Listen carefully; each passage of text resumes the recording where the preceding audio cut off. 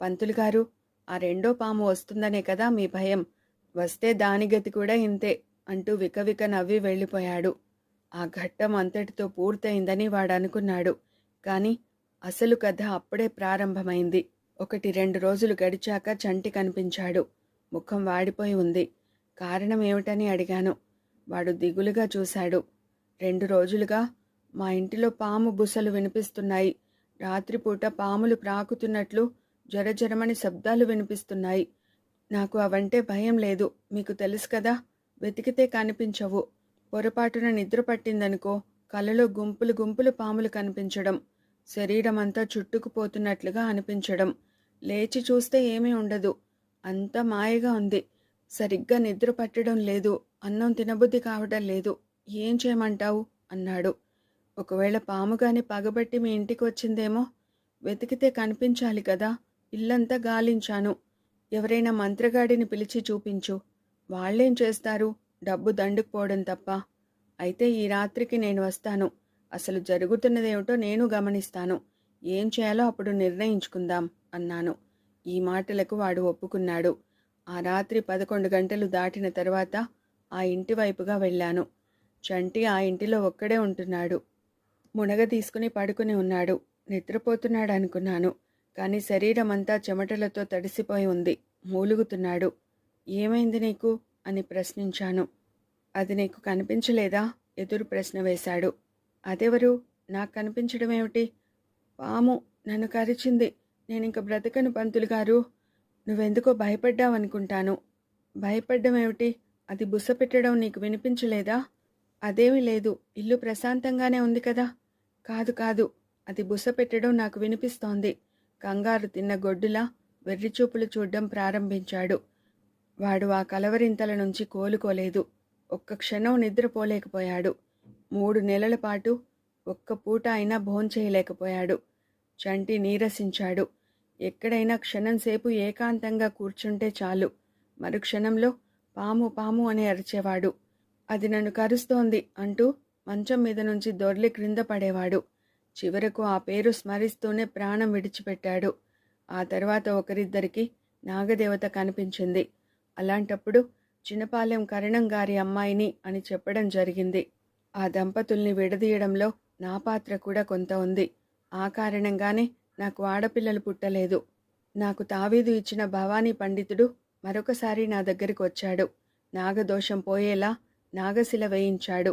తావీదు వెప్పి తీసుకుపోయాడు. ఆ తర్వాత నాగదేవత నాకు కనిపించలేదు. కానీ ఎవరో ఒకరికి కనిపించి కరణంగారి అమ్మాయిని అని చెప్పుకోవడం జరుగుతూనే ఉంది. ఇది జరిగిపోయి 30 సంవత్సరాలైంది అంటూ కథ చెప్పడం ముగించాడు కరణంగారు. ఇంకా ఆయన దగ్గర తెలుసుకోవాల్సిన సంగతులేవీ లేవని అర్థమయ్యాక ఆడపిల్లలందరూ తిరుగుముఖం పట్టారు. లింకుల కరణంగారు ఇంటి తలుపులు మూసుకుంటూ ఉండగా కార్లు గ్రామం నుంచి బయలుదేరి వేగంగా వెళ్ళిపోతున్నాయి. తులసిలో ధైర్యం క్షణక్షణానికి దిగజారుతోంది. ఉమ ముఖం ప్రశ్నార్థకంగా అయింది. శివరాజ్ పూర్తి బలాన్ని ప్రయోగించాడు. మంచె కోసం నేలలో పాతిన వెదురు కర్రలు ఊడి వచ్చినాయి. దాని క్రింద నుంచి చల్లని గాలి వీస్తోంది. కానీ ఆ కొద్దిపాటి ఆధారం అతనికి ఎలా ఉపకరించేది తోచలేదు. అక్కడ త్రవ్వితే బయటపడేందుకు దారి దొరకవచ్చు. కానీ త్రవ్విన మట్టిని ఏం చేయాలి? అది పగటి ప్రొద్దు అయింది, రాత్రి ప్రొద్దు అయింది తెలుసుకునేందుకు దారి లేదు. తన నిస్సహాయత మీద అతనికి జాలి వేసింది. క్రిమినల్స్ని అటాక్ చేయడంలో రకరకాల సమస్యలు ఎదురవుతాయి. వారి వలయంలో బందీలు కావడం కూడా తటస్థపడుతుంది. కానీ ఇలా ఒక సర్పం తనకి పరిచయం లేని విచిత్ర లోకంలో బంధించడంతో అయోమయంలో పడిపోయాడు శివరాజ్. పోలీసు బుర్రతో పదే పదే ఆలోచించాడు. ఎంత ఆలోచించినా ఈ జటిల సమస్య నుంచి బయటపడలేకపోయాడు. మిగిలి ఉన్న ఒక్క ఆధారం నాగభామిని. ఆమె ఏ కారణం చేతనో తనని గాఢంగా ప్రేమించింది. ఆమె ఆవాసం యోగి జటాజూటంలో. అతడు యోగ సమాధిలోకి వెళ్ళిన తర్వాత కానీ ఆమె మానవ రూపంలో తిరిగి రాలేదు. తాను బయటపడాలంటే ఆమెకు తన మీద ఉన్న ప్రేమనే ఒక సాధనంగా ఉపయోగించుకోవాలి. ఈ ఆలోచన తనకి బాగా ఉన్నట్లు అనిపించింది. ఈ పద్ధతి విజయవంతం కావాలంటే ముందు ఆమెను నమ్మించాలి. తాను కూడా ప్రేమించినట్లుగా నటించాలి. పారిపోవాలని ప్రయత్నించకూడదు. అటువంటి ప్రయత్నం చేసిన దాఖలాలు కనిపించకూడదు. వెంటనే వెదురు కర్రలను యథాతథంగా అమర్చాడు. ప్రక్క సర్ది దానిమీద విలాసంగా పవళించాడు. నాగభామిని కోసం ఎదురు చూడ్డం ప్రారంభించాడు. రెప్పలు వాల్చి ఆలోచనలో మునిగిపోయాడు. ఎన్ని గంటలు అలా గడిచిపోయాయో మరి. కొద్దిగా అలికిడి అయింది. తల త్రిప్పి చూశాడు. అంతకు పూర్వం నాగభామిని వెళ్ళిన బొరియలోంచి తిరిగి వచ్చింది. వచ్చినప్పుడు సర్పాకృతిలోనే ఉంది. వెలుపలకు రాగానే మానవకాంత అయింది. ఆమె వంక ఎంతో ఆసక్తిగా చూశాడు శివరాజ్. ఆమె అందాన్ని మొదటిసారి తనివి తీరా చూశాడు. కళ్ళు జిగేల్మన్నాయి. ఆమె అందం అతనికి అచ్చరువు కలిగించింది. ఇంతకు పూర్వం ఆమెను చూసినప్పుడు పారిపోయే అవకాశం కోసమే అతను ఆకాంక్షించాడు.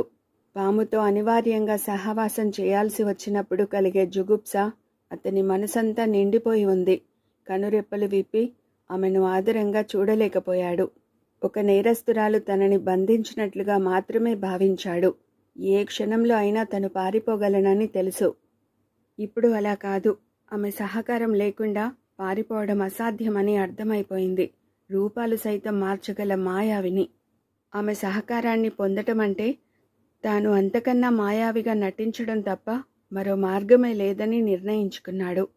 ప్రియుడు నిద్రపోతున్నాడని భావించింది. సుకుమారమైన పాదాలు నేలకు సుతారంగా తాకించి నడుస్తున్న నాగపట్టాలు గల్లు గల్లుమని మ్రోగుతున్నాయి.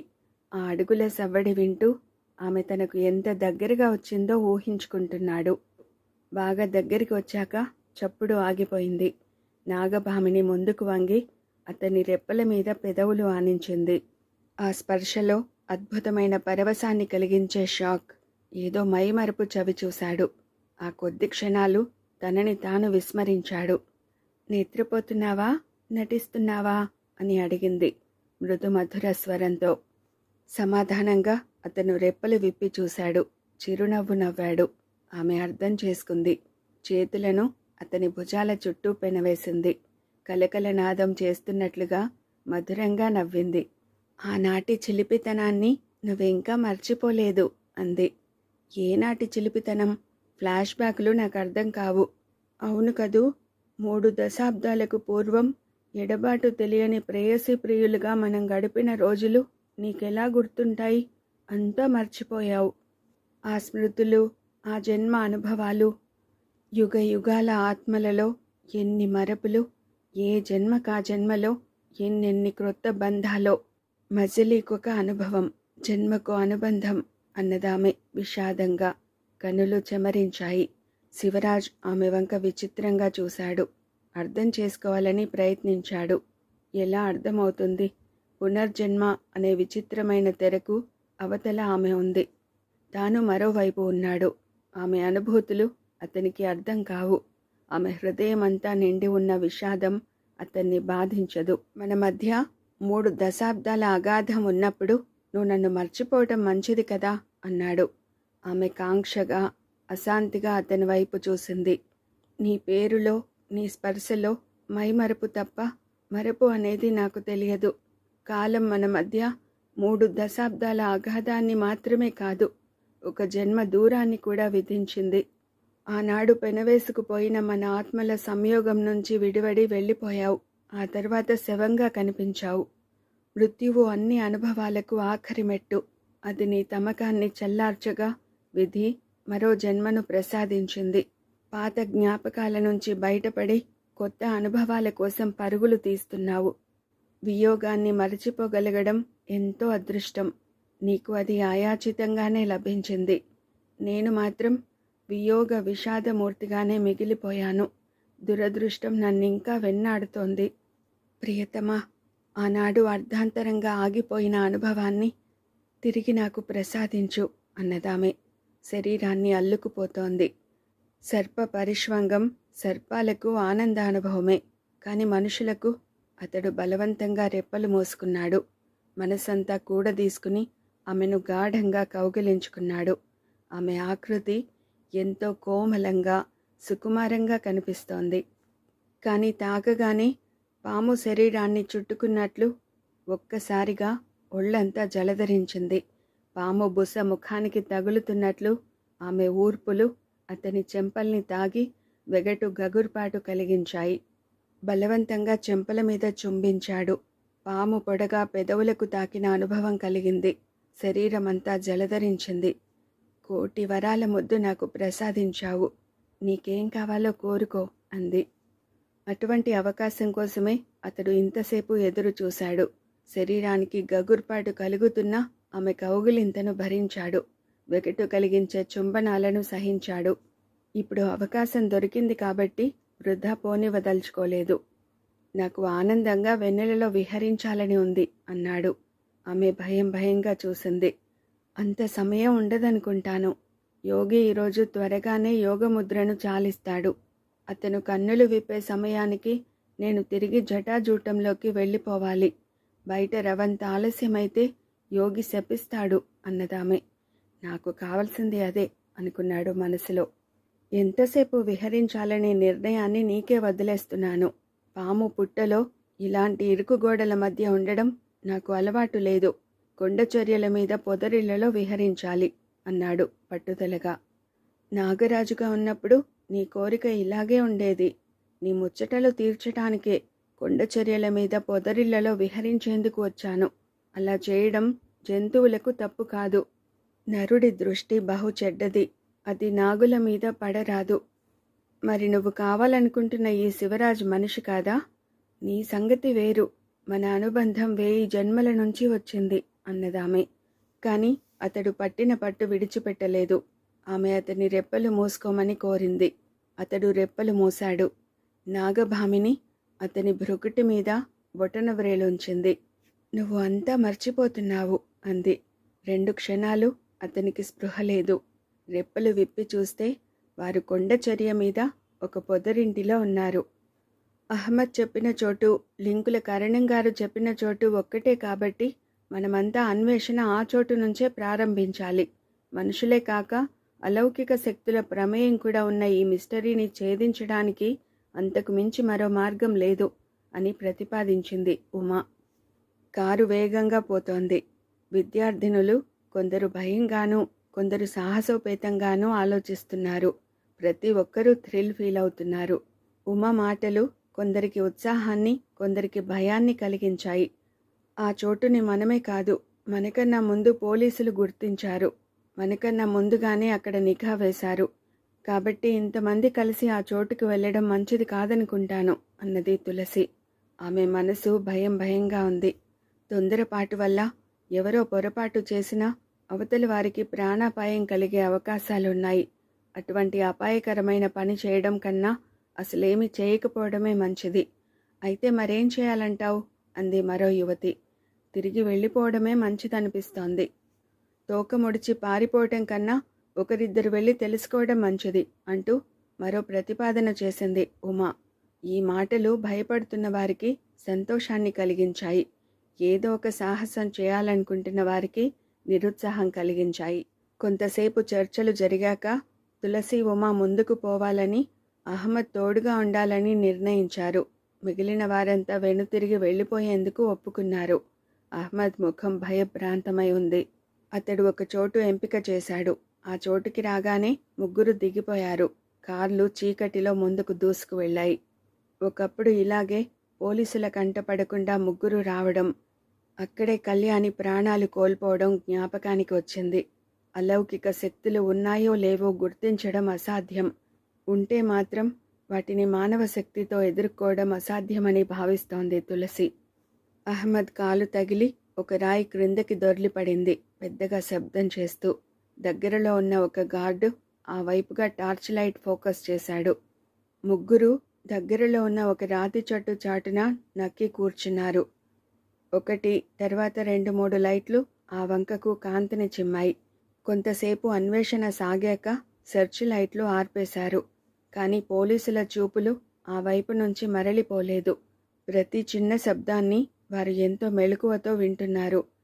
తమ చుట్టూ జరుగుతున్న ప్రతి చిన్న కదలికని అర్థం చేసుకోవాలని ప్రయత్నిస్తున్నారు. కొద్దిసేపు టెన్షన్ని, నిశ్శబ్దాన్ని భరించాక పోలీసు వారి చూపు మరోవైపుకు మరలింది అని నిర్ధారణ అయ్యాక ముందుకు దారి తీశాడు అహ్మద్. చిన్ననాటి స్నేహితుడిని రక్షించుకోవడం అనే పనిలో పాల్గొనడం ఆనందదాయకంగానే ఉంది. కానీ ఒక వంక పోలీసులు, మరో వంక అర్థం కాని అతీత శక్తులు. వాటి మధ్య తాము సాధించగలిగేదేమిటి అనేది సందేహాస్పదంగానే మిగిలిపోయింది అతని మనసులో. తమ శ్రమ వృధా అయిపోతుందన్న అనుమానం లేకపోలేదు. తన ఇష్టాలతో నిమిత్తం లేకుండా ఈ పరిస్థితిలో చిక్కిపోవడం తలుచుకుంటూ అడుగులు ముందుకేస్తున్నాడు. శివరాజ్ అదృశ్యమైన చోటునే తాము నిఘా వేయాలి. ఏదైనా సమాచారం తెలిస్తే అక్కడే తెలియాలి.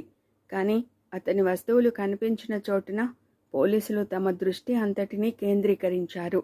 అదే చోటున అధికారులు గుంపు కట్టి నిలిచి ఉన్నారు. వారి చుట్టూ పోలీసుల వలయం పకడ్బందీగా ఏర్పాటైంది. అంతమంది దృష్టిని మళ్లించి ఆ చోటుకి చేరుకోవాలనుకోవడం దురాశ. అంత నేర్పుగా ఆలోచించడం తనకి శక్తికి మించిన పని. డిపార్ట్మెంట్ వారు కాక ఇతరులెవరు కనిపించినా వారు ఆ క్షణంలో విడిచిపెట్టడం జరగదు. అక్కడే శివరాజ్ కూర్చున్నాడు. నేను తిరిగి వచ్చాక అతని వస్తువులు ఆ చోటునే నాకు కనిపించినాయి అన్నాడు అహ్మద్. ఆ చోటుకి చేరడం అసాధ్యం. ఈ స్థితిలో మనం ఆ ప్రయత్నానికి పూనుకోవడం దుస్సాహసం అంది తులసి భయంగా. మూర్ఖంగా ఆలోచించకే. మనిషి ఎక్కడి నుంచి అదృశ్యమయ్యాడో అక్కడికే తిరిగి వస్తాడనుకోవడం భ్రమ. ఏదో బలమైన కారణం ఉండబట్టి ఆ చోటు విడిచి వెళ్ళాడు. ఎక్కడికి వెళ్ళి ఉంటాడో తెలుసుకునేందుకు ప్రయత్నించాలి. కానీ వెళ్ళిన చోటునే కాచుపెట్టుకు కూర్చోవడంలో అర్థం లేదు. పోలీసు వారికి కావలసినంత బలగం ఉంది కాబట్టి కొందరు అక్కడ నిఘా వేశారు. మిగిలిన వారు వేరువేరు స్థలాల్లో అన్వేషణ జరుపుతుంటారు. మనం ఉంది ముగ్గురం వ్యక్తులమే కాబట్టి ఇంకా సూటిగా ఆలోచించాలి. ఈ పరిసరాలలోంచి అతివేగంగా మనిషి అదృశ్యమయ్యేందుకు అవకాశాలు ఎక్కడున్నాయి ఆలోచించి అర్థం చేసుకోవాలి. అహ్మద్, నీ ఆలోచనలకి పదును పెట్టాలి.